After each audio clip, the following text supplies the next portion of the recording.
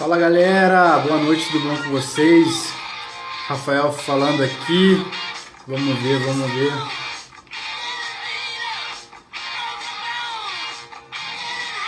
Aí a galera tá começando a entrar. Álvaro. Fala galera, boa noite, tudo bom com vocês? Vamos começar a entrar no clima. Hoje a gente vai falar com o nosso consultor e colunista Álvaro Domingues. Cara, fera demais, tenho certeza que vai contribuir bastante para o conhecimento de vocês, tá bom? Vou chamar o Álvaro aqui, vamos ver se ele já está aqui. Vou chamar o Álvaro aqui. Pessoal, mandem aqui no comentário para ver se o áudio está bom. Fala, Álvaro, tudo bom com você, cara? Beleza, meu nome. Boa noite. Tá conseguindo me ouvir bem, cara? Tô, tá tranquilo, tá perfeito. Bacana demais.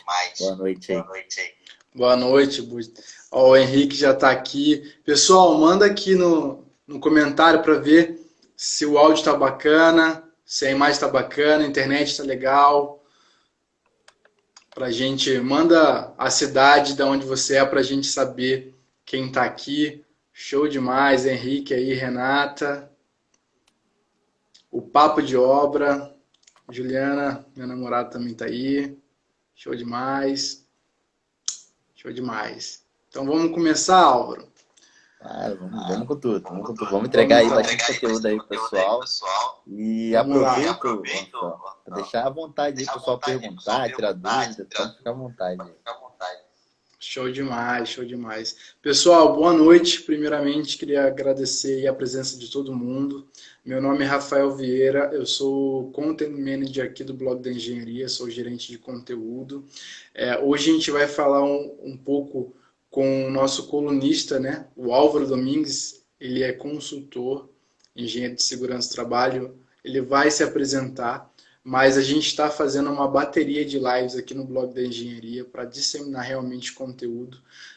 Essa primeira bateria a gente vai fazer com todos os nossos colunistas, um a um, e as lives vão ficar salvas. Então, vai ter muito conteúdo legal. Se você curte algum colunista, manda para a gente, manda mensagem que a gente vai separar e vai analisar com o maior carinho.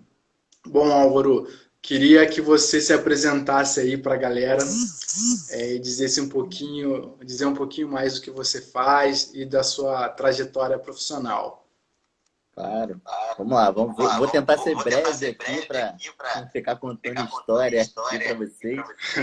Boa noite a todos aí, boa noite ao pessoal que está aí com a gente aí, prestigiando aí essa noite, né? Bastante conteúdo a gente preparou para hoje.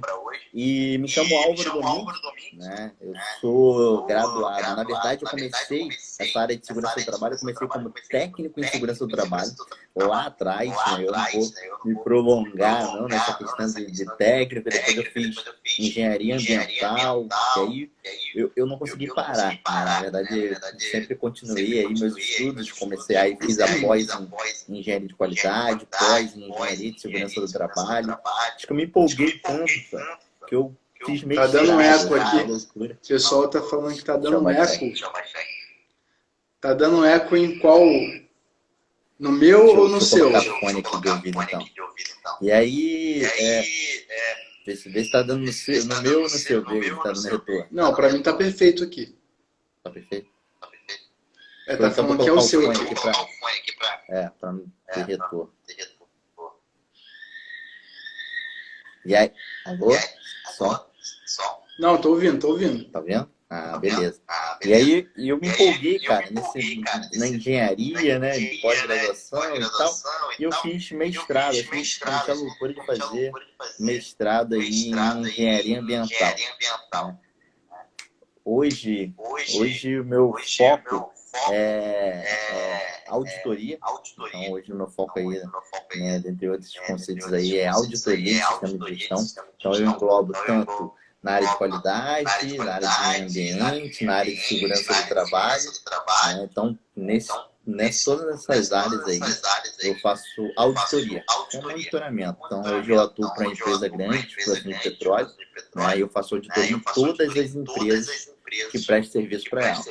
Então, eu fico nessa vertente, né? Nessa vertente aí de auditoria. Então, hoje, basicamente, meu nicho, né, específico é na área de QSMS, qualidade, meio ambiente, saúde e segurança, mas na auditoria. Não, massa demais. Cara, eu queria te perguntar já, você como consultor da área, como que você está analisando o cenário hoje da segurança em geral? Eu queria que você desse uma breve explicação aí para a galera, para eles entenderem o quão complexo é essa situação. Sim, hoje, né, com essa questão da pandemia, não tem como falar. A gente começa as lives já contextualizando com o cenário atual, né, na questão da pandemia. A gente teve essa questão de imprevisto, né? Eu acho que por mais que a empresa seja hiper planejada nesse sentido, né, a gente não tinha essa previsão de passar por uma calamidade pública dessa. Então, hoje, as empresas têm um desafio duplo, que é o desafio de continuar suas atividades em detrimento a esse novo cenário aí que se coloca a questão da pandemia. Acho que melhorou em 100%. Melhorou? E aí, com essa questão da pandemia, o desafio ele aumentou exponencialmente, né, falando, não só do ponto de vista de segurança, do ponto de vista de continuidade das empresas. E aí, com esse cenário, a gente tem esse duplo desafio, né? Eu estava acostumado a ir na área, quando eu faço auditoria, eu vou à área, né, presencialmente, em loco, faço auditoria, pego uma série de documentações, visita e tudo mais. E com esse cenário, eu me vi, assim, tendo que remodelar até as minhas próprias auditorias, minhas próprias rotinas. Então, imagina para quem está começando agora, para quem já está começando com esse cenário, se coloca como uma calamidade pública. Então, é um desafio que a gente está aí para usar a tecnologia ao nosso favor, para superar esse desafio na medida do possível. Então, hoje, né, contextualizando, a gente tem essa barreira aí do coronavírus, que está esperando aí por uma vacina, por uma solução definitiva, né, mas que se apresenta como um desafio a mais, além do normal, além da rotina, ele é um desafio a mais aí. Perfeito. Álvaro, eu queria te perguntar, você tocou num ponto bastante interessante, que é relacionado às novas tecnologias, né? Hoje, com as auditorias, eu queria saber quais são as tecnologias que vocês estão utilizando aí na área de segurança, auditorias em gerais, tanto Fabris, tanto a parte de embarcações, que podem Você consegue baixar o microfone? Tá alto?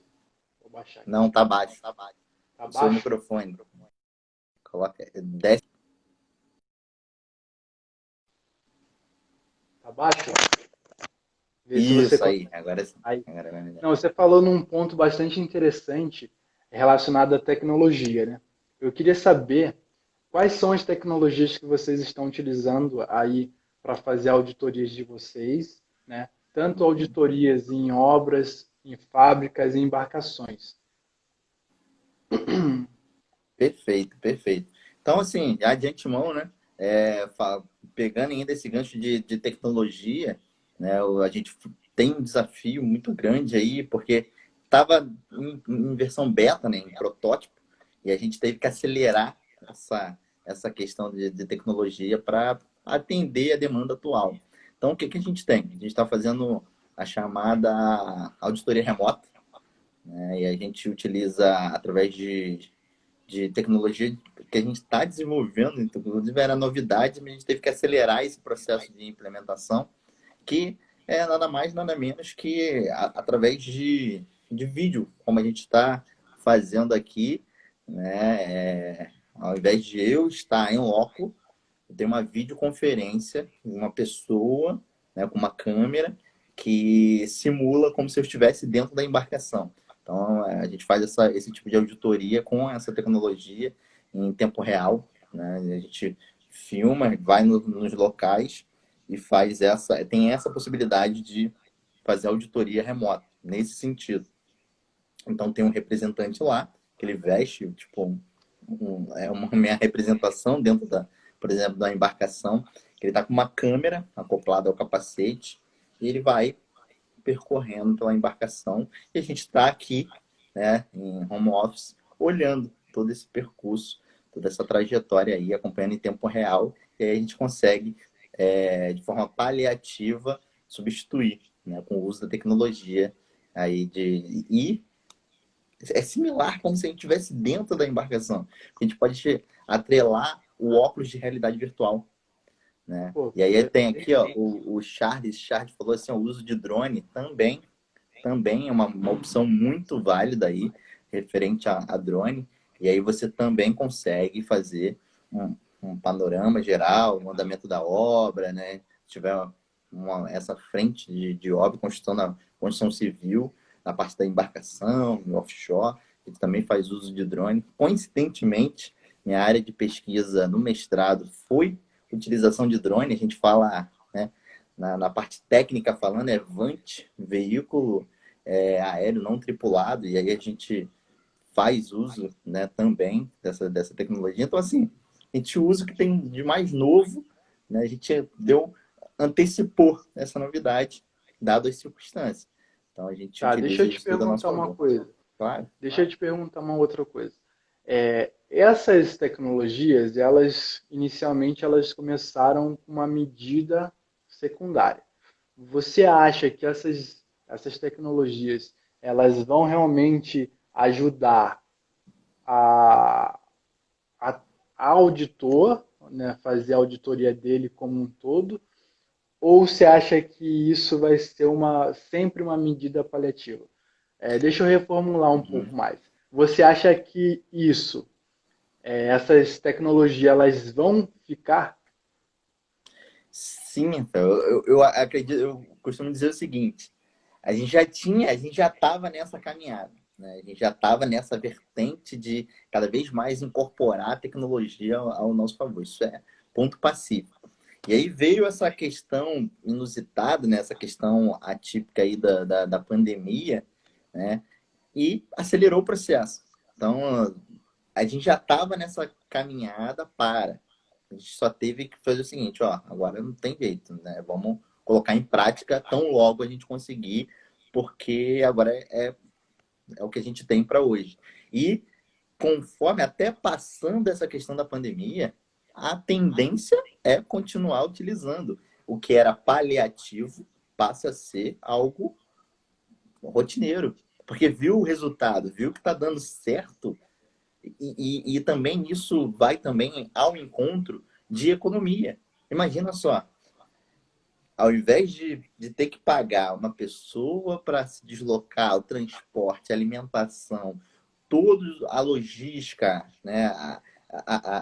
A parte de logística, treinamento para uma pessoa subir a bordo, para uma pessoa ir para outro estado, fazer um tipo de inspeção, auditoria.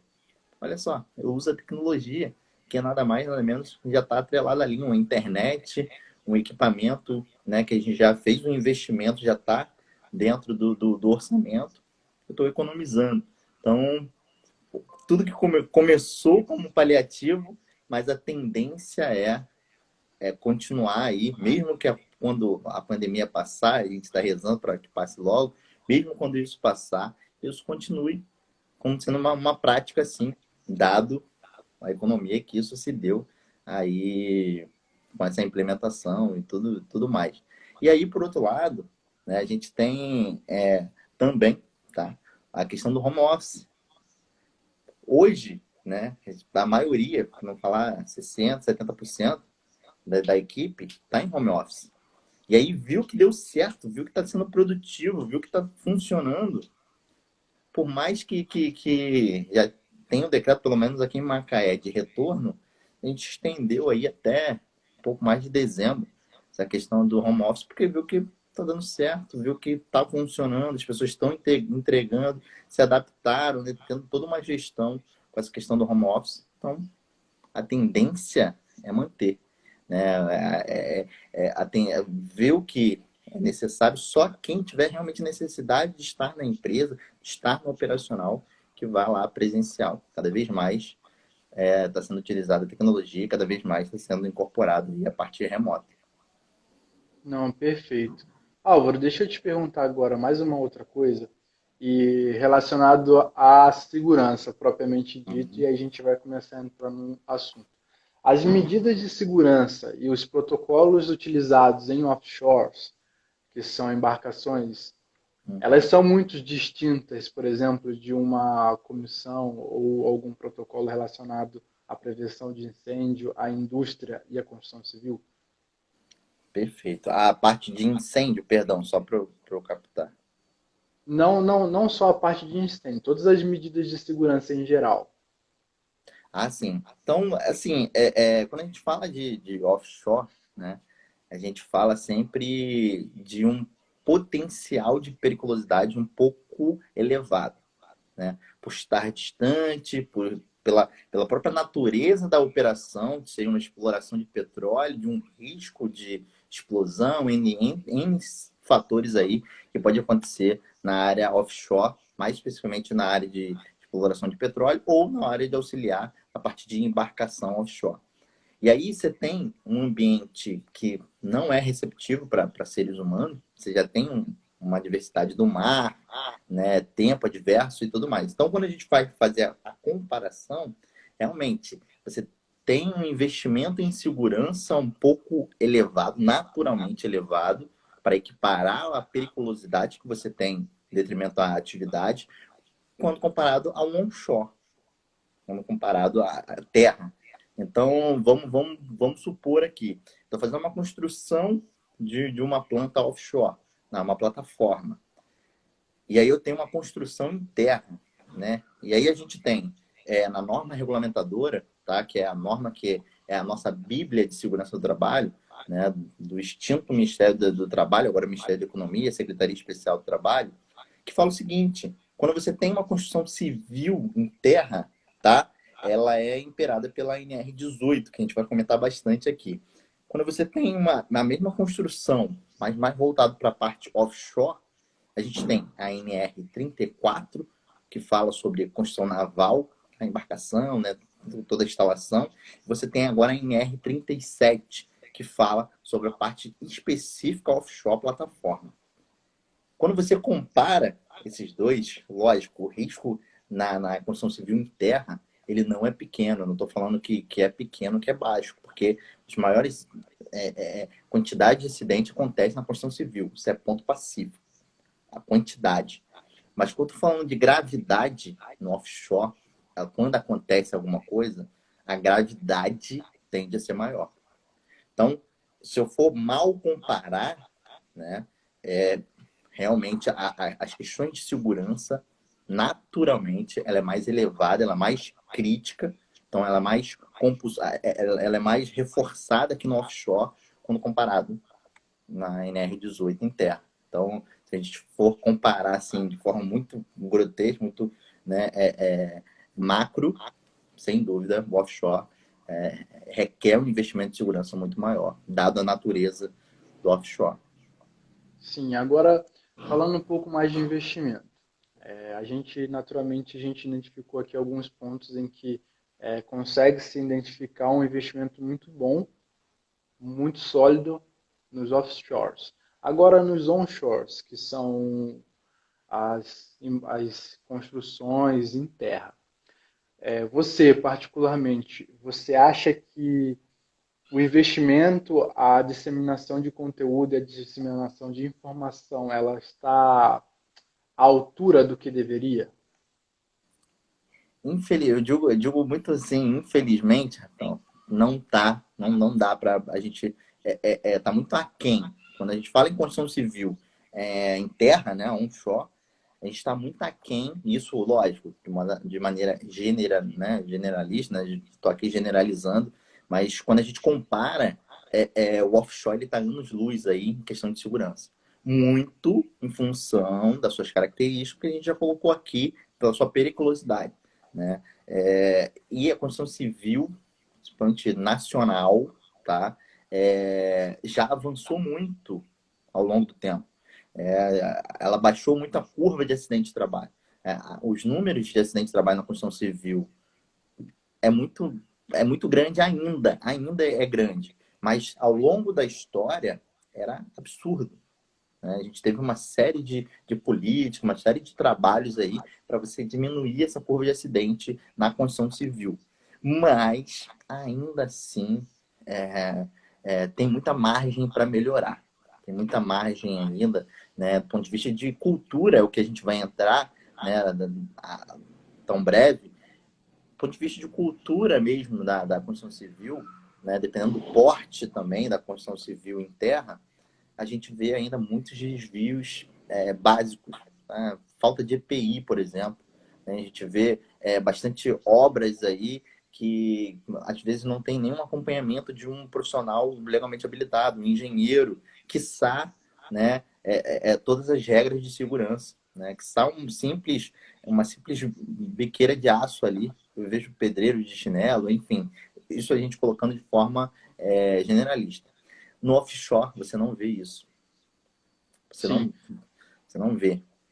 Isso não Até existe. porque é questão cultural, em Exato. que sempre tiveram todos esses investimentos, até porque o o tipo de empresa que se estabelece num offshore é totalmente diferente de um tipo de empresa que se estabelece numa terra, por exemplo, numa construção terrestre, porque são níveis hierárquicos aquisitivos muito diferentes, muito Uhum. distintos. Então, a gente tem essa dificuldade. Agora entra uma outra questão, que é o profissional da área. O que que o profissional da área, como você, que é um profissional que tem mestrado, que dá aula, dá palestra, consegue contribuir para que esse cenário ele, ele se modifique a médio prazo? Sim. Então, a curto prazo, né, muito na área de fiscalização, muito perto, influência de algum tipo de fornecedor.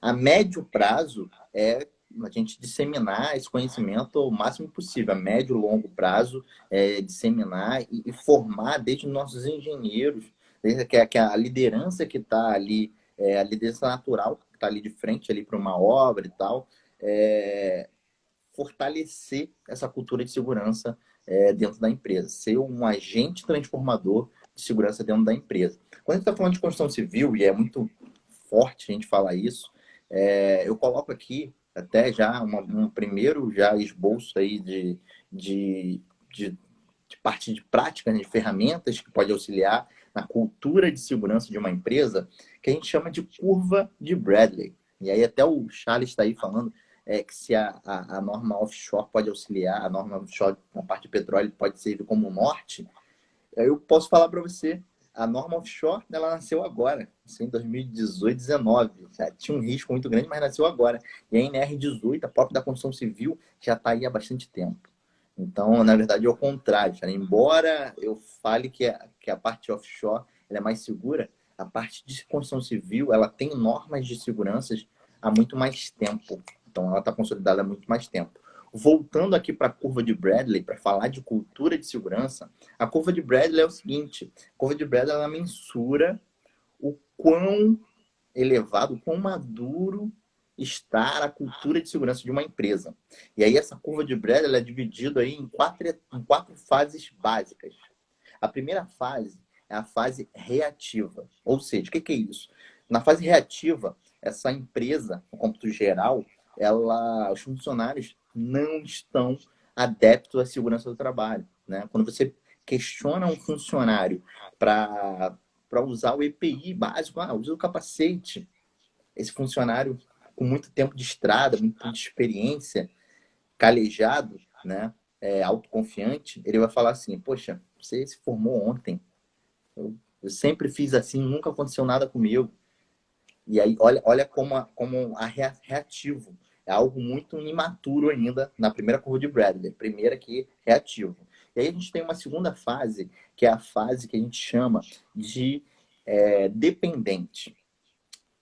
Ou seja, depende muito de uma supervisão, um encarregado, um engenheiro, um técnico de segurança do trabalho, que se mostra como uma figura muito importante para estar fiscalizando. Ou seja, aquele funcionário ele só faz segurança, ele só faz a atividade dele com segurança, ele só usa o equipamento de proteção individual caso tenha uma supervisão muito atuante, um supervisor ali muito presente. O supervisor virou as costas, ou saiu da obra, ou parou de fiscalizar, ele de novo não utiliza e faz de qualquer maneira, sem segurança, não segue os procedimentos. Isso é a fase dependente, né? Depende muito da supervisão atuante.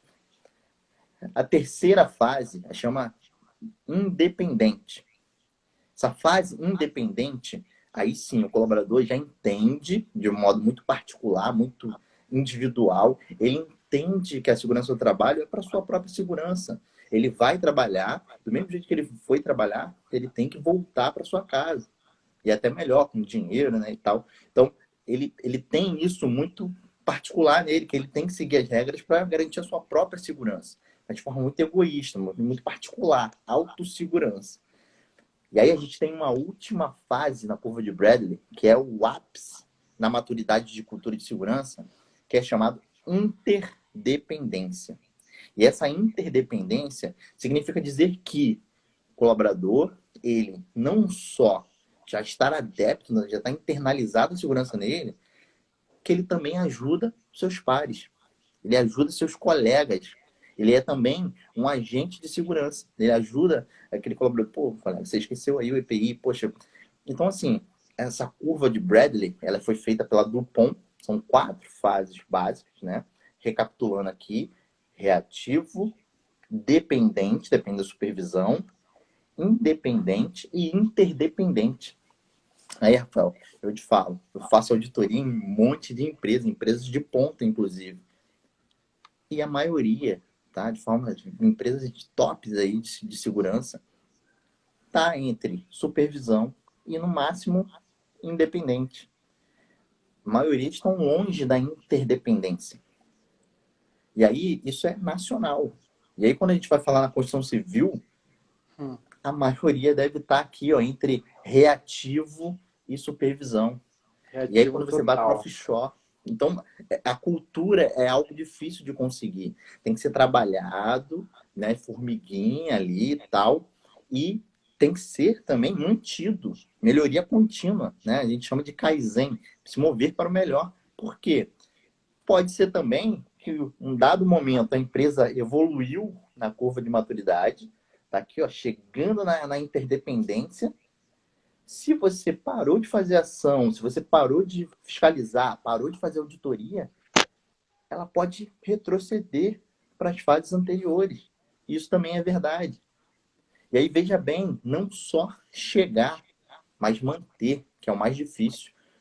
Eu costumo dizer que se você conseguiu chegar numa autoridade significativa aí de segurança do trabalho, o mais difícil agora é manter e melhorar. Porque o que acontece? A gente começa a chegar e entrar na zona de conforto.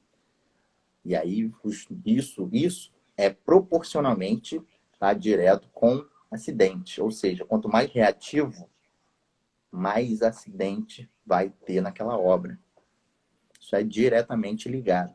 Então, se a gente pensa que investir, se a gente pensa que investir em segurança é caro, a gente tem que ver quanto custa um acidente de trabalho. Indenização, quanto custa aí afastar um colaborador, trazer outro trabalhador para substituir, enfim, realmente a gente tem que pensar em cultura e isso a gente tem várias ferramentas que a gente vai conversar ao longo aqui dessa live para a gente evoluir, mas no cômputo geral, cultura de segurança ela se baseia e se norteia mais ou menos nesse quesito. Cara, perfeito. Agora eu queria falar uma coisa com você sobre responsabilização. Profissional que é responsável técnico, está trabalhando numa área, ele é responsável pelos seus colaboradores. E se acontece algum acidente de trabalho, qual que é a responsabilidade que ele tem e quais são os tipos de responsabilidade que ele pode vir a ter, que ele pode vir a assumir, né? Perfeito. Então, eu acho que para explicar e responder essa sua pergunta, muito bem colocado. A gente não tinha combinado, mas casou muito perfeitamente. Seguinte, eu coloco dois exemplos, e exemplos de mídia, tá? Barreira de Brumadinho e Barreira de Mariana. Né? Os engenheiros responsáveis pela barragem, né, responderam civil e criminalmente. Então, assim, responsabilidade e responsabilização, ela é uma coisa muito tênue. Quando a gente coloca a nossa ART, a noção de responsabilidade técnica, é justamente isso que está lá, ipsiliter, anotação de responsabilidade técnica. Então, se você não for responsável, você será responsabilizado. E aí depende de você escolher, né, ser responsável ou ser responsabilizado. Então, com certeza, isso vai, de alguma maneira, afetar sua profissão, inclusive criminalmente, né? Inclusive o seu CPF ali, não só perder o CREA, mas como também responder isso criminalmente. Então, dentro da empresa, e aí eu vou me apropriar da parte jurídica, né? Toda a licença aí, os advogados aí me ajudem aí, inclusive. Seguinte, a gente tem na parte de segurança do trabalho, isso eu costumo falar bastante de forma bem aberta, culpa em eligendo e culpa em vigilando. O que é isso? São dois termos, né? Até eu enrolei a língua aqui para falar, né? Culpa em eligendo é a culpa, tá? A responsabilidade da pessoa em escolher os profissionais adequados para trabalhar com aquela atividade. Então, quando você elenca, você elege as pessoas corretas, adequadas, capacitadas, qualificadas para determinada atividade, perfeito. Se você não faz, você será responsabilizado.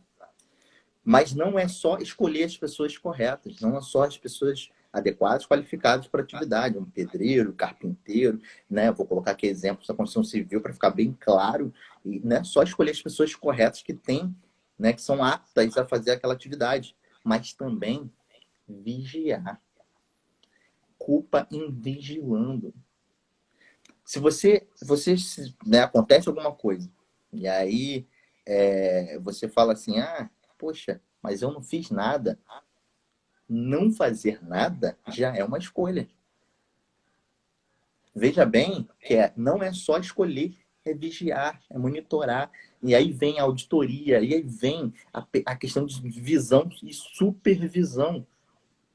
Se você não demonstra que você está fiscalizando, se você não demonstra que você está acompanhando aquele profissional bem escolhido, para ver se ele está continuando fazendo atividade conforme ele foi escolhido adequadamente, também é culpa. Também é sua culpa.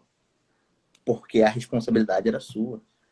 E aí, veja bem, se você não faz, se você não tem argumentos, se você não tem provas cabais de que você realmente fiscalizava,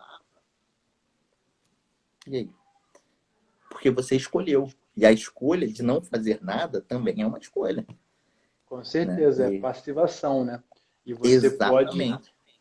A passivação, ela também é passível, né? Ficou um pouco redundante aqui, mas a passivação, você ser passivo também é passível de multas, de responsabilização. É como aquela história, homicídio culposo e homicídio doloso. Você não tem culpa ou você tem culpa, mas mesmo assim você é responsabilizado. Então, assim, é uma coisa que você tem que tomar cuidado e é extremamente necessário essa filosofia, essa coisa de você orientar, de cuidar, de você escolher muito bem a sua equipe, porque são vidas. Não Sim. só a vida das pessoas como familiares, mas como a sua, da sua família, do seu filho pode ser prejudicado. Né? Uma outra coisa também, já que eu queria perguntar para você, para a gente explorar mais um pouquinho o tema, é relacionado à segurança. Quais são os tipos hoje de segurança que a gente consegue elencar? Por exemplo, hoje a gente tem segurança sonora. Né? Vou deixar um pouquinho para você falar aí. Perfeito. Então, assim, vou até aproveitar que o tema é muito atual mesmo. É tão atual que a NR18, e aí a gente está falando aqui para engenheiros de um cômputo geral, né? Eu estou colocando aqui exemplos da engenharia civil. A NR18 ela fala muito sobre segurança e construção civil. NR12, segurança em máquinas e equipamentos. NR37 é parte offshore, né? Quem vai trabalhar offshore, então leiam a 37 com ressalvas ali da 34, que é a parte de construção naval, também remete à construção de embarcações, parte offshore. Então, tem outras NR, são 37 NR. Então, cada uma no seu setor, tem mineração e assim por diante. Então, assim, quando a gente coloca aí, né, de uma visão macro, tá? A parte de segurança do trabalho, ela pega da parte básica, risco químico, físico e biológico. Então, a gente pensar nesses três básicos aí, que é o que tem hoje, a gente chama de PPRA, Programa de Prevenção de Riscos Ambientais, né? Hoje está sendo isso.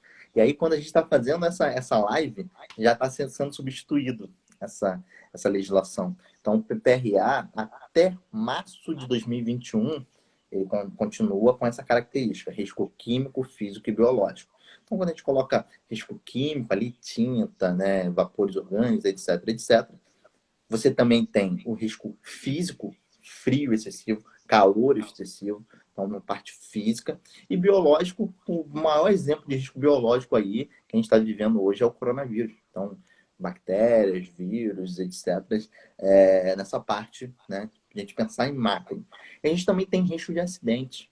E aí, quando a gente coloca riscos de acidente, as próprias normas regulamentadoras elas colocam algumas coisas mais gritantes, em detrimento dos acidentes que já ocorreram, históricos de acidentes já ocorreram. Exemplo clássico, NR35, a gente fala sobre trabalho em altura, e aí, não coincidentemente, nosso amigo Alan, aí, ó, especialista em trabalho em altura, ele está aí participando aí, saudações, Alan. A gente tem trabalho em espaço confinado, né? Então são ambientes não projetados para ocupação humana, que tem diversos riscos embutidos. Né? Tem um caso aqui que eu sempre conto, e dá tempo da gente contar aqui, que é o seguinte, era um trabalho, né, dentro da parte de esgoto, então uma galeria, entrou um trabalhador, ficou. Entrou um segundo trabalhador para ver esse primeiro que ficou lá embaixo.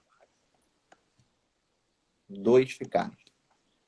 Entrou um terceiro colaborador para ver esses 2 que ficaram lá. 3. Parece pegadinha, né? Entrou um quarto trabalhador para ver a situação desses trabalhadores. 4 ficaram. E quando eu falo ficaram, entende-se como óbitos, tá? Então, e aí, até entender que aquele ambiente era um gás perigoso, um gás letal, houve muitas mortes. Então, depois desse evento aí, entre outros, eles fizeram uma norma específica para espaço confinado, espaço onde gases podem estar confinados, de local difícil acesso, explosão, etc. Então, tem trabalho em altura, que é trabalho acima de 2 metros de altura, trabalho em espaço confinado, ocupação local que não foi feito para ocupação humana. Você tem na parte de construção civil ainda focando em escavações, você está fazendo uma escavação ali para uma piscina, para uma sapata, ali dentro pode escavar e pode cair tudo, desmoronar tudo em você. Você tem uma série de seguranças para isso, focado nisso. Trabalhar quente, né? Solda, toda essa parte de trabalho quente. Trabalho a frio, que a gente fala aí, específico de trabalho a frio, entre outros quesitos aí, vaso de pressão, né? Entre outros, compressor e tal, que é o histórico de acidente já está posto, e aí a gente tem a norma regulamentadora falando assim, olha só, já aconteceu isso, então por isso que já aconteceu, você tem essa norma aqui falando o seguinte, ó, toma cuidado com isso, isso, isso, isso, isso, isso, isso, isso. Isso é compulsório. Isso é legislação. Você tem que seguir minimamente isso para garantir a segurança ou para não levar multa. Depende de como você quer quer encarar. Mas a norma regulamentadora está aí para você seguir, então, né, siga. Então, você vê que tem uma infinitude de riscos. O importante disso tudo é identificar muito bem, fazer um inventário, identificar, investigar muito bem o que é perigo, essa fonte, né? Perigo é fonte de causar dano. Para você evitar e prevenir, fazer barreiras, colocar proteções para evitar o risco. Risco significa probabilidade matemática desse perigo se materializar e causar um dano para uma fonte receptora. Então você coloca barreiras aqui entre a fonte e perigo para não ter risco. E aí, que aí tem que fazer esse levantamento aí, identificar muito bem isso, qual é o risco que se encaixa a sua atividade, para você propor barreiras aí e manter essas barreiras íntegras, né? Para não causar lesão a esse receptor. E esse receptor não é só pessoa. Esse receptor pode ser pessoa, pode ser poluição ao meio ambiente, então o receptor pode ser bom ambiente. Esse receptor pode ser uma máquina, equipamento crítica, que custa muito dinheiro, quebrar, danificar. O receptor pode ser equipamento. Então, para proteger pessoas, meio ambiente, equipamento, patrimônio, e aí com isso tudo, protegendo as pessoas, meio ambiente, patrimônio, você está protegendo também um dos bens maiores aí da empresa, que também é a imagem da empresa. Aí, fazendo só um parênteses aqui, quando a gente tem um acidente de trabalho ou uma catástrofe, como foi Brumadinho e Mariana, a imagem da empresa ela fica muito prejudicada. E aí, quando eu falo imagem da empresa, eu estou falando diretamente em ações, em perda de dinheiro. A ação está valendo R$ 10 hoje. Aconteceu um evento, uma catástrofe, cai para R$ 1, R$ 2. Você imagina quão quão prejudicial isso é. Então, realmente, tem que se levar em consideração que segurança, se você acha caro investir em segurança, você imagina, experimenta, então, um acidente ou alguma coisa nesse sentido. Cara, sensacional. Agora a gente tem uma outra pergunta aqui do Charles André, que ele perguntou: as NRs costumam ser revisadas, atualizadas ou é muito difícil? Então, hoje, Charles, né, eu falo o seguinte, tá aceleradíssimo, aceleradíssimo. Ao passo de hoje eu falo que é uma coisa, amanhã eu não sei se essa coisa que eu falei hoje está valendo. Então, as normas de computadores, atualmente, elas estão sendo atualizadas em um ritmo muito acelerado. É tão verdade isso que houve aí do Ministério Público aí uma ação contra a União em detrimento a tentar desacelerar esse ritmo de atualizações de normas regulamentadoras. De tamanho, velocidade que isso estava se dando. Ou seja, hoje a norma falava, vou colocar um exemplo aqui bem clássico. Hoje, equipamento de proteção individual, ele tem que ter CA.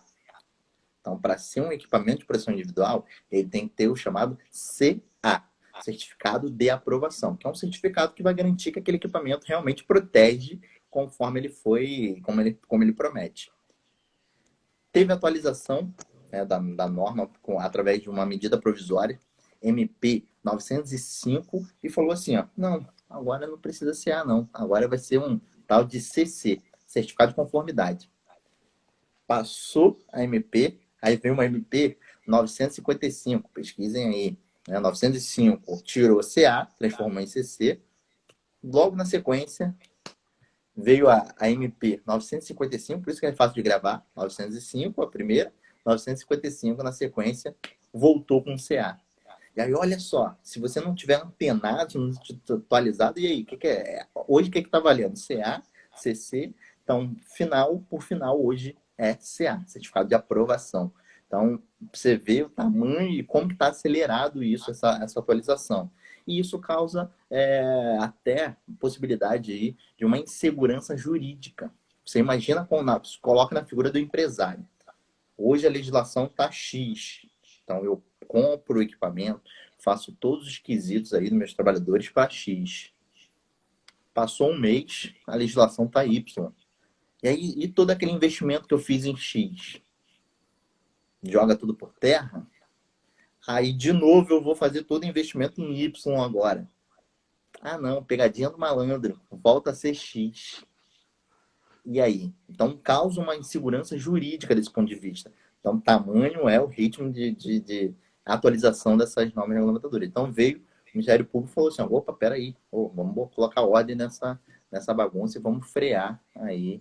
Aí teve uma ação mesmo processual para frear essa atualização. Então, respondendo a pergunta aí do chat de forma direta, é muito atualizado direto. Então, a gente tem que ficar Cara, antenado. sensacional, muito bom, muito bom. Agora eu vou perguntar uma outra coisa para a gente já À expandir vontade. mais um pouco a ideia. Você falou muito em monitoramento, prevenção, falou muito em conhecer bem o ambiente. Eu imagino que o processo de criação de de uma cultura tem o antes, o depois e o começo. Não, o antes, né? Na verdade, começo, o Uhum. durante e o depois. Mas isso, você tem que, de alguma forma, você tem que transpor isso para o papel. O que eu quero dizer, você tem que materializar isso em Correto. documentos. Quais são os documentos que você tem que fazer em cada fase?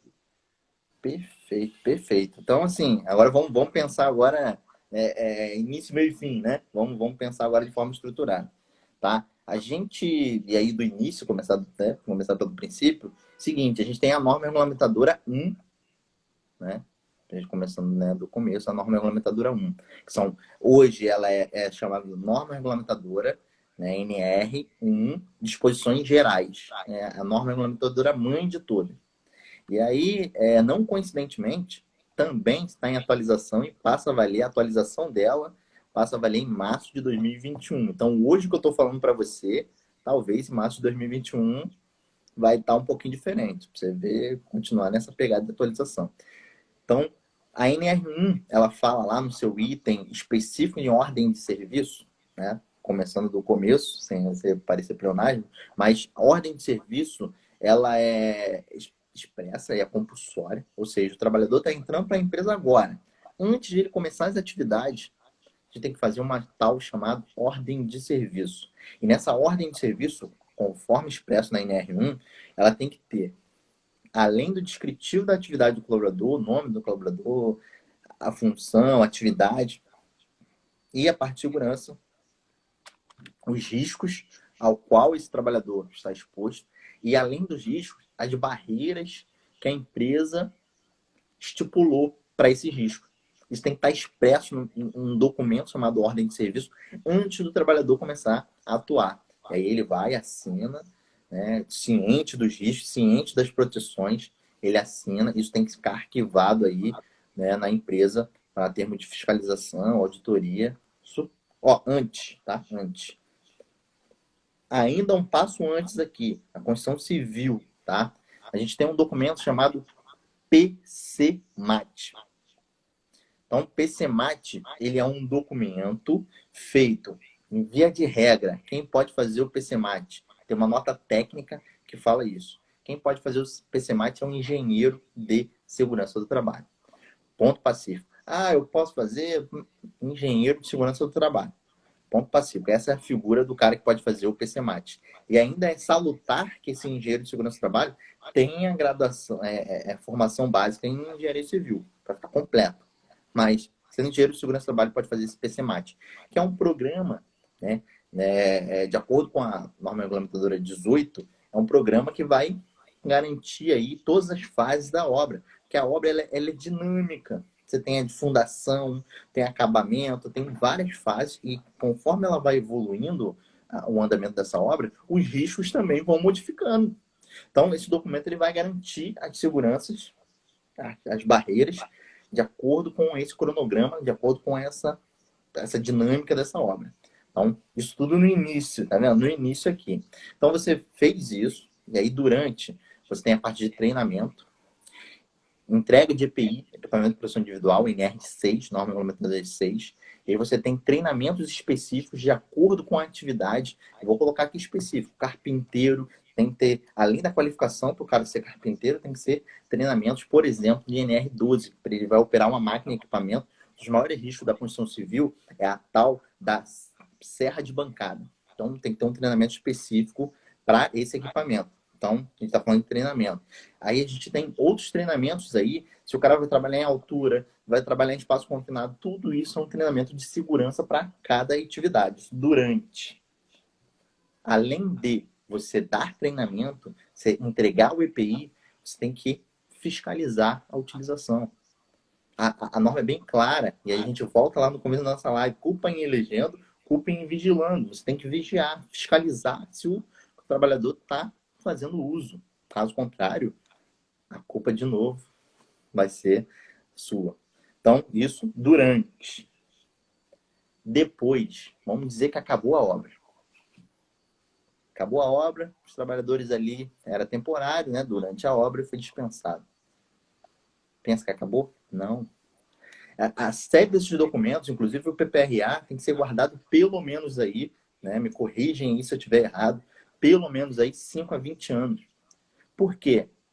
Porque acabou a obra, pode ser que o trabalhador pode colocar um processo exigindo periculosidade, exigindo algum direito e tal, em função do que já passou. Ó, depois, estamos pensando depois. E aí vem a figura da parte de perícia judicial, assistente técnico, eu também atuo bastante nessa área, que é o seguinte, você não fez o começo bem, você não fez o meio bem, no final você vai ser cobrado. E aí vem um perito, que é um engenheiro de segurança, um médico do trabalho, né, é contratado pela justiça para fazer perícia aí para ver se realmente você cumpriu ou não cumpriu, se faz jus, aí você vai pagar a indenização ou não, né, periculosidade, insalubridade, ou você não registrou um acidente de trabalho, enfim.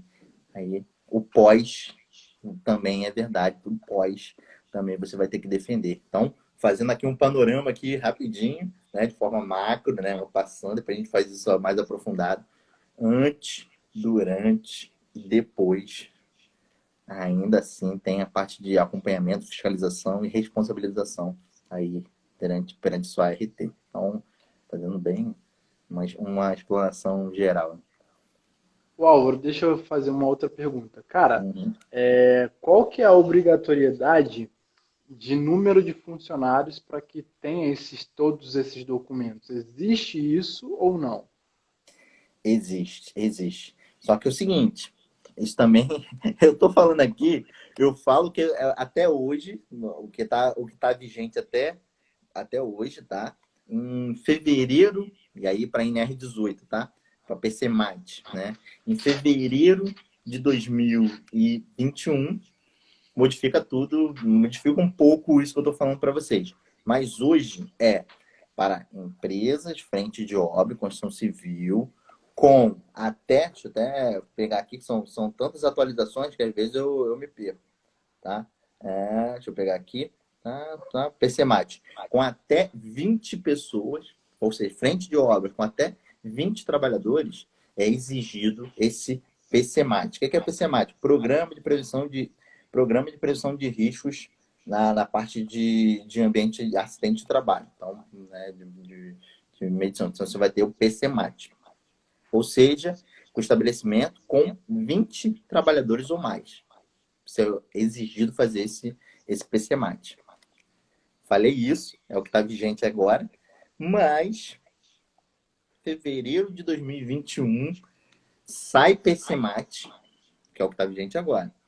Passa a valer um tal do PGR, Programa de Gerenciamento de Risco.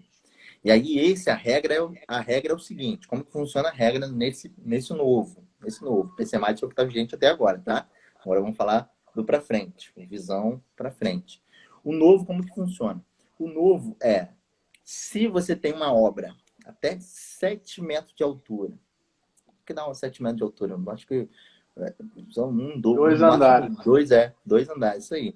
7 metros de altura. E com o máximo 10, até 10 trabalhadores, tá? 10 trabalhadores, você tem que fazer um tal de um PGR, que vem para substituir esse PCMAT, mas esse PGR pode ser feito não necessariamente por um engenheiro de segurança do trabalho, pode ser feito por uma pessoa qualificada, um técnico de segurança, um tecnólogo, nessa condição. Mas pode ser Até engenheiro 7 civil? metros. Isso aí. Isso aí. Pode ser Construção engenheiro profissional. civil? Pode ser engenheiro civil, com parte de segurança do trabalho. Então, até 7 metros de altura, com no máximo 10 trabalhadores. Passou dessa condição, passou os 10 colaboradores, ou passou a altura de 7 metros de altura, de novo, engenheiro de segurança do trabalho. Não há que se falar em profissional qualificado. Né? Tem que ser profissional legalmente habilitado, e o legalmente habilitado já tem uma nota técnica nesse sentido, dizendo que o legalmente habilitado nesse sentido é um engenheiro de segurança do trabalho. Para fazer esse PGR novo, passa a valer em fevereiro de 2021, em substituição ao PCMAT. Então, PCMAT, até 20 trabalhadores mais, é exigido o PCMAT. E o PGR agora vem com esse novo joguinho aí. Eu acho que a gente tem 3 minutos aí, acho que só para fechar isso aí, você fica à vontade. Não, vamos tentar aí um pouquinho mais à frente, porque nas últimas lives a gente estava ultrapassando aí 1 hora. Então, vamos para cima. Agora, uma outra coisa muito legal da gente falar é que você falou sobre o PGR e automaticamente já abriu uma possibilidade para que outros engenheiros se apoderem de uma parte da engenharia de segurança do trabalho para exercer a sua atividade, né? Particularmente falando, isso pode ser uma coisa prejudicial para a área? Então, né, o que eu penso assim e expresso muito fortemente. Eu falei aqui que o PGR ele pode ser feito por um profissional na condição de 7 metros de altura até 10 trabalhadores. Só que a nova NR18, ela amarrou muito bem isso a posteriori dessa condição, e aproveitando aqui, a Renata frisou muito bem, perfeito, bem colocado, incluindo terceiros, tá? É contratado e terceirizado, tá? Tá incluso nessa conta. E aí ela colocou, no item subsequente, ela colocou o seguinte, olha só como foi a sacada.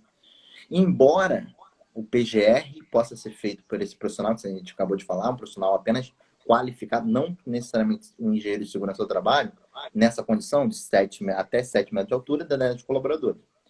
Ela coloca um item específico. Ela coloca que dentro desse PGR tem que ter laudos específicos, a saber, quando a gente está falando de layout de canteiro de obra, tem que ser um profissional legalmente habilitado. Dentro desse PGR, quem é o profissional legalmente habilitado para fazer layout de canteiro de obra? Arquiteto, engenheiro civil. Ela fala também que tem que ter um laudo dentro desse PGR, com a anotação de responsabilidade técnica, quando falar de proteção de queda. Então, para você lá, ponto de ancoragem, calculado aí a questão de, para você não cair e tal, um profissional legalmente habilitado responsável por esse laudo desse ponto de da parte de ponto de ancoragem. Na Ou parte de seja, é um eletricidade, engenheiro estrutural. ou engenheiro estrutural, né? Engenheiro mecânico, engenheiro também civil, com responsável naquele ponto. Ela fala em profissional para SPDA, né? Que é Sistema de Proteção de Descarga Atmosférica. Especialista na área de elétrica, né? Seja eletrotécnico, engenheiro eletricista. Então, embora ela possa dar a entender que facilitou um pouco a vida, mas dentro desse PGR continua sendo exigido laudos específicos de pessoas legalmente habilitadas, ou a responsabilidade técnica dessas outras pessoas. Então, foi meio que maquiado, né? Aumentou, deu essa possibilidade, mas ao mesmo tempo, dentro, embutido, tá lá essa responsabilidade técnica desses profissionais. Ou seja, é uma coisa muito perigosa. Para quem olha de fora, como eu olhei à primeira vista, acha, nossa, é uma oportunidade a mais. No Exato. entanto, tem algumas obrigatoriedades que você não vai conseguir cumprir. Ou vai ter que terceirizar, contratar outras pessoas para compor isso aí. E aí talvez não valha a pena, né? É muito Aí, legal. tem que botar na balança para ver se Não, compensa. Com certeza. Álvaro, agora vamos falar um pouquinho de mercado de trabalho, cara, e carreira. Como que você enxerga hoje a demanda dos profissionais que estão trabalhando com engenharia de segurança do trabalho? Então, hoje ainda, né? Hoje ainda, a gente tem uma norma, de novo, eu sempre me baseio em norma regulamentadora, mas é bom frisar que não é só a norma regulamentadora, não é só de norma regulamentadora que vive um profissional de segurança do trabalho. Não, mas estou aqui didaticamente para falar com vocês. Então, respondendo a pergunta sobre o mercado de trabalho para engenheiro de segurança do trabalho especificamente. A gente tem uma norma regulamentadora chamada NR4, é o SESMIT, que ela compõe um corpo técnico específico para a área de segurança do trabalho. Então, hoje, o profissional de engenharia de segurança do trabalho, ele é um profissional exigido, exigido legalmente, né? Compulsoriamente exigido, né? É compulsório. E aí, você tem uma condição de tantos funcionários, grau de risco, tanto, você é obrigado a ter um profissional de segurança do trabalho. Técnico de segurança do trabalho, um enfermeiro, um médico do trabalho, um engenheiro de segurança do trabalho. Isso é proporcional ao número de funcionários dentro de uma empresa e o grau de risco, a saber, grau de risco vai de 1 até 4, sempre eu estou colocando 4, né? Curva de Bradley 4, não vai confundir, não. Grau de risco é de 1 a 4, sendo um mais leve, o 4 mais grave, mais severo. Escritório, por exemplo. O 4, fábrica de explosivo, mineração, offshore, né, exploração de petróleo, que é um risco muito grande. Então, dependendo da empresa, a quantidade de funcionários, tiver muito funcionário e o grau de risco mais grave, é exigido a contratação de um engenheiro de segurança do trabalho. Então, por essa condição, o mercado ele ainda tem muito espaço para engenharia de segurança do trabalho. E a engenharia de segurança do trabalho é a nível especialização, ou seja, a condição para você ser um engenheiro de segurança do trabalho é você ser engenheiro de qualquer área e ou arquiteto. Esse é o pré-requisito para você fazer uma pós de engenharia de segurança do trabalho e estar habilitado perante o CREA, né, legalmente habilitado no Conselho de Classe, que é o CREA, para ser engenheiro de segurança do trabalho. E também tem agora a possibilidade de fazer direto uma graduação em engenharia de segurança do trabalho. Então, você tem essas duas possibilidades e o mercado é isso que eu coloquei para vocês. Além disso, além dessa compulsoriedade, você ainda tem consultoria, auditoria, enfim, a gente vai até finalizar aí com o post da tríade, né, que a gente tem lá, que é como se alimenta um engenheiro de segurança do trabalho, para a gente mostrar aí as possibilidades de trabalho com essa área que é vasta. Corro o risco aqui de falar, mas tem espaço para todo mundo, de tamanho, trabalho que tem aí para a parte de segurança do trabalho. Não, com certeza. Eu acho que a engenharia de segurança do trabalho ela está um pouquinho à frente das demais outras especialidades. Eu comparo isso, tá, por experiência própria, porque eu trabalho com engenharia diagnóstica. E engenharia diagnóstica é uma área que está tomando força agora. E eu acredito que a engenharia diagnóstica vai ser uma tendência, assim como a engenharia de segurança do trabalho, e vai ter algumas obrigatoriedades que, né, a segurança do trabalho já tem, né? Já tem uma força, já é regulamentada, já tem empresas específicas que já estão atrás de profissionais dessa área. Então, a engenharia diagnóstica ela vai subir esse patamar mais cedo ou mais tarde. Agora, relacionado à remuneração, de uma forma geral, tá? Generalizada. Sim. Como que você vê a remuneração dos profissionais que estão trabalhando nessa área e empresa, CLT? Perfeito. Empresa CLT é o piso, né? A gente é minimamente o piso, e aí a gente tem a parte equivalente à carga horária, porque o profissional de engenharia de segurança do trabalho ele pode ser contratado meio expediente, que é o que está lá na norma, né? Ou parcial, que é o meio expediente, ou integral. Então, são 6 horas ou 8 horas.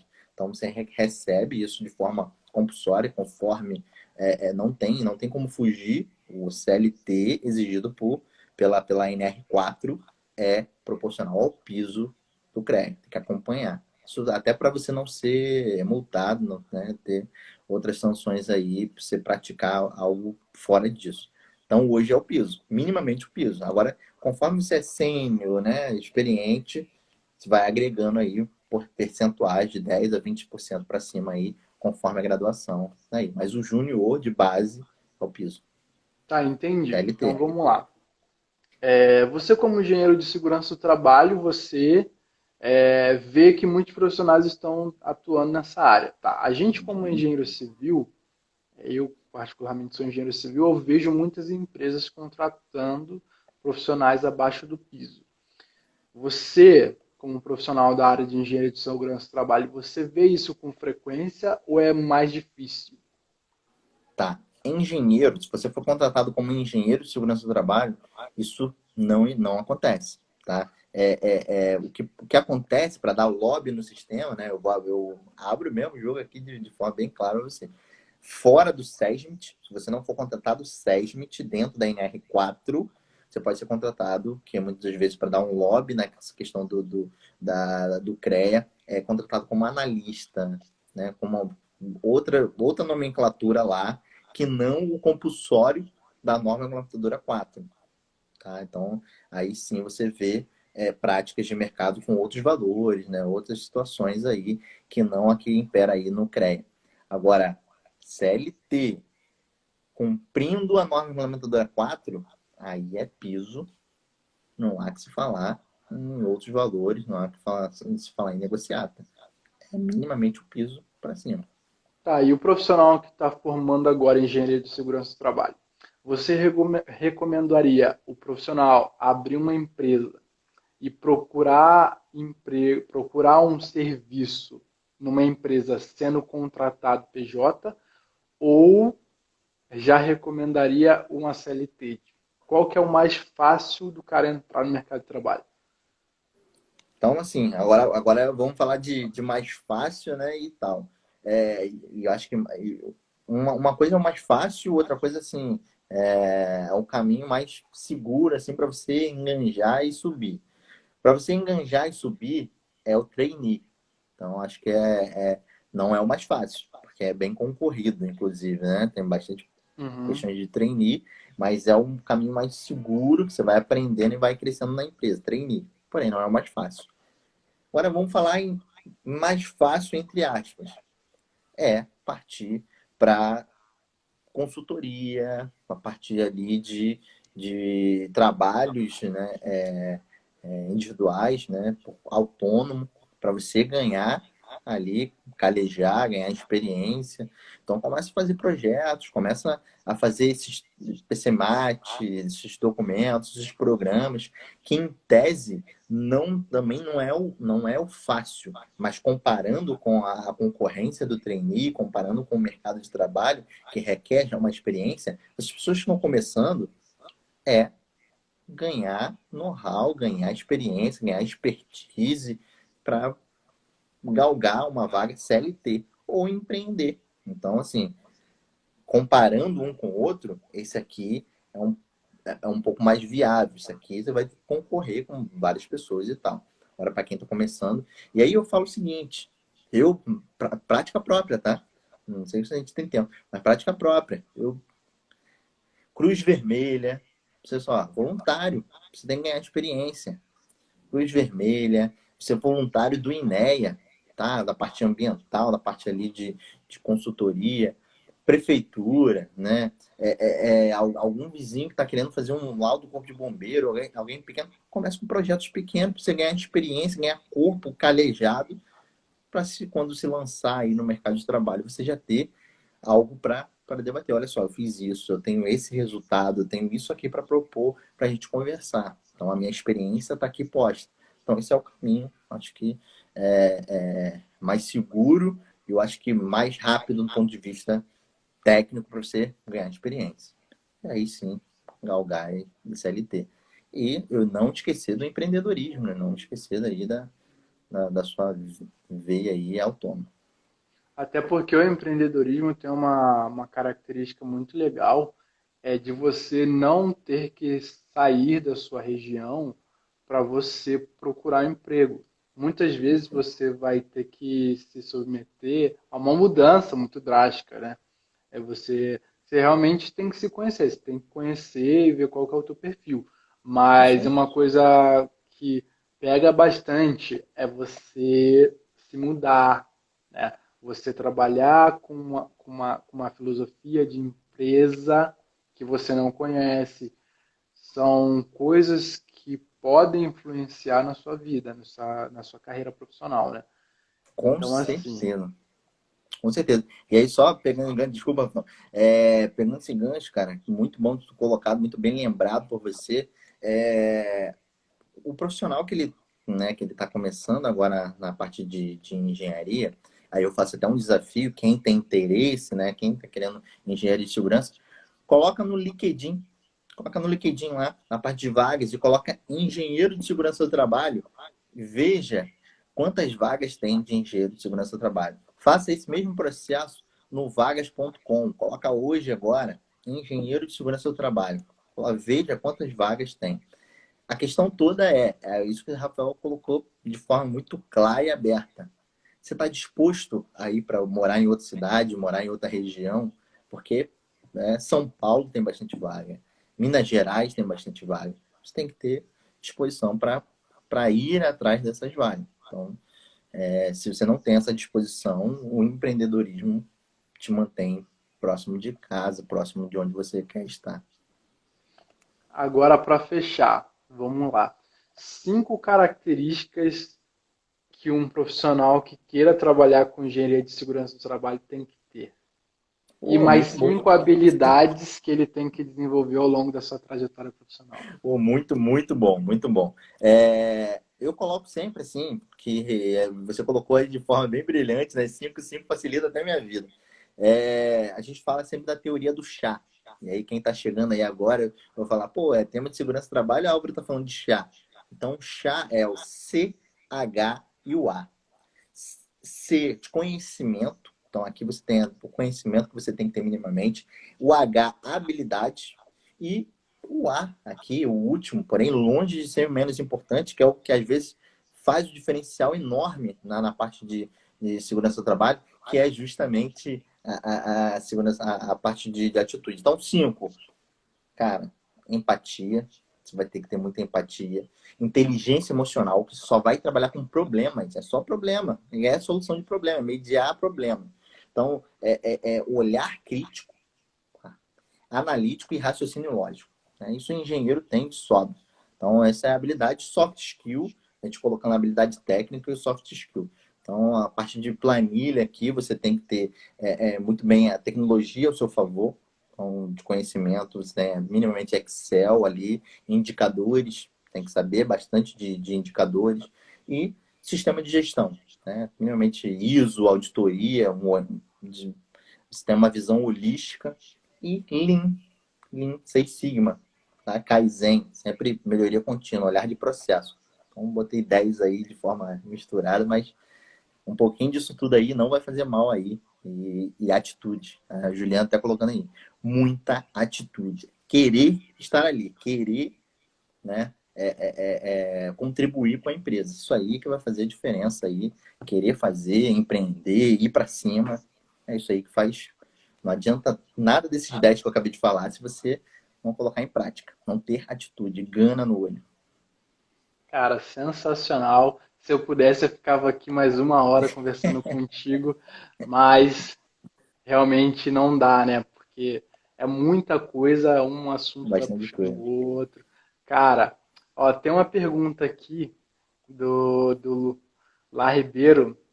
Álvaro, como você acha que estará o mercado da engenharia de segurança do trabalho nos próximos anos? Vamos lá, vamos responder Perfeito. essa Então, daí. hoje, tá? Hoje é aquilo que eu falei. Se você pesquisar, vai ter vaga. Não tem jeito, tem vaga. Nos próximos anos, o profissional ele vai ter que olhar um pouco mais para a gestão, né? Com essas atualizações que eu estou falando para vocês, mais especialmente a partir de março de 2021, você tem que olhar mais para a questão de gestão. Então, se você tem um olhar de gestor, gestão de projetos, gestão, esse profissional vai ter garantia, vai sobressair esse profissional de segurança do trabalho, engenheiro de segurança do trabalho, que tem gestão, domina a gestão, vai ficar mais tranquilo, porque as normas regulamentadoras estão virando a chave, mas agora para gestão a partir de março de 2021. Spoiler total para vocês aí que E quer aí, os investir três nesse tipos de gestão, né? Gestão de projetos, gestão de pessoas e gestão de processo. pessoas, perfeito. Exatamente isso. Cara, acho que eu vou até colocar uma postagem disso aí. Você definiu muito, muito bem isso aí. Pessoas, projetos e processos. É exatamente isso. Mas o Com foco é gestão. certeza. Massa demais, Álvaro. Queria te agradecer aqui, cara, Eu que agradeço. imensamente. É um grande prazer fazer parte do time de colunistas aí do blog da engenharia. Eu fui colunista, sou colunista até hoje. É, Cara, eu tenho certeza que o nosso time aqui vai ficar fera demais. A gente está montando uma equipe aqui sensacional. bem Você que seleta gosta mesmo. alto nível, alto nível. Se você curte os nossos trabalhos, manda mensagem, manda DM. Lucas aqui, ó, Lucas Ribeiro, Lara Ribeiro aqui, ó. É isso Cara aí. fera demais também, faz parte da nossa equipe. Valeu aí, Lucas, pelo apoio, cara, sensacional. Queria só agradecer. E aí a gente vai disseminando o conteúdo com as próximas lives. Quer Com falar alguma certeza. coisa? Conselho, eu agradecer demais. Eu que agradeço aí e parabenizo, né? Agradeço a você e parabenizo a cada um que está aí com a gente aí, né? Na quinta-feira, poderia estar fazendo várias coisas, vendo novela, tá aqui prestigiando, tá aqui buscando conhecimento, tá aqui querendo aprender. Isso que é atitude, Juliana colocou aí, atitude. E atitude muito positiva, que isso aí que faz diferença no final das contas, no final do dia, é isso que faz diferença. Quero propor aqui um desafio, isso é marketing, né? A gente fazer nosso sorrisão aqui para a galera tirar print e postar aí no Instagram deles e a gente vai repostar. Marca a gente, marca Vamos, aí vamos. Álvaro.Domingues, Rafael, fala o seu Instagram aí, Rafael. O meu é engenheiro Rafael Vieira, tudo junto. Então marca a gente aí que a gente vai repostar aí esse print. Vou dar um sorrisão aqui para tirar a foto aí do print aí, vai lá. Beleza, calma aí.